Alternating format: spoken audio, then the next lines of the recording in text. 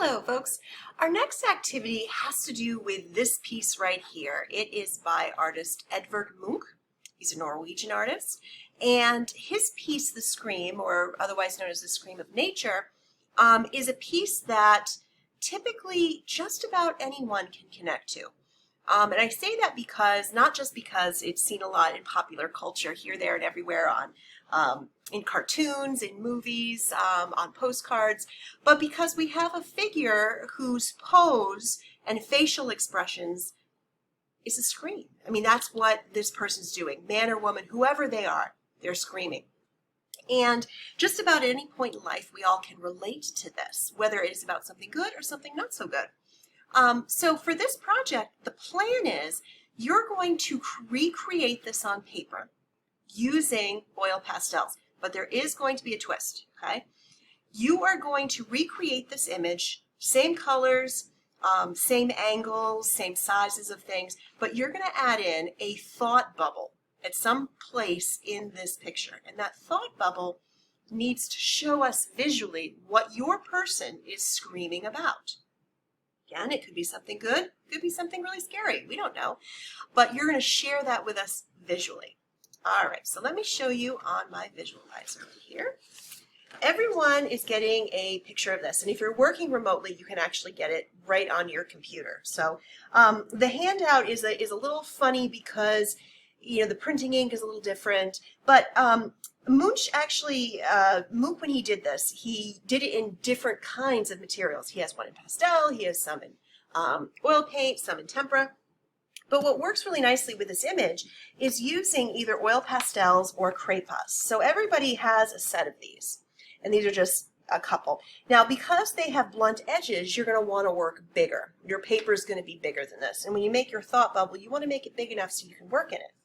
So what I am going to ask you to do first is to make three sketches. And your three sketches are going to be of what is in that thought bubble. You're going to make one more sketch of the whole thing just so you can get the composition down on paper and kind of figure out, okay, where is my thought bubble going? Am I putting it here? Am I putting it here? Where you put it is entirely up to you.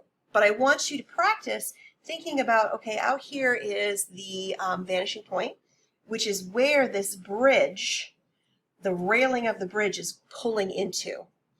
Your screamer is roughly, the top of the head is about halfway up the image.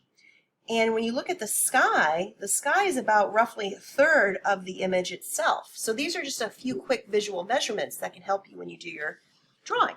Now, I've only really just started mine. And what you can see here is my light sketch. And I'm starting to layer in color here. The face is not done, okay? But I've added in my thought bubble, which you can see here. My thought bubble is worrying about slipping in the shower. So I've got my screamer who's in the shower.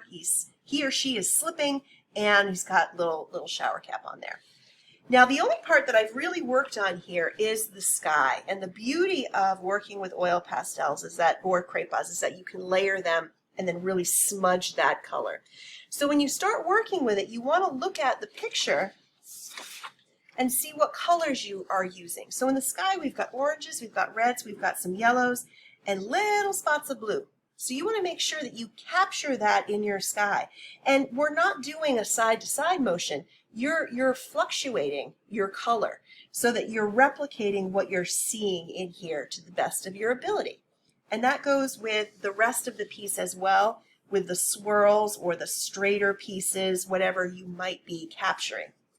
So make sure that you are using the correct colors, but also going big with your thought bubble so that you have enough room to really show what's happening in this picture. So try to stay away from light coloring like this and go really deep and rich when you're working on it. And as always, if you have any questions, just let me know. I am very interested to see what your screamer is in fact screaming about.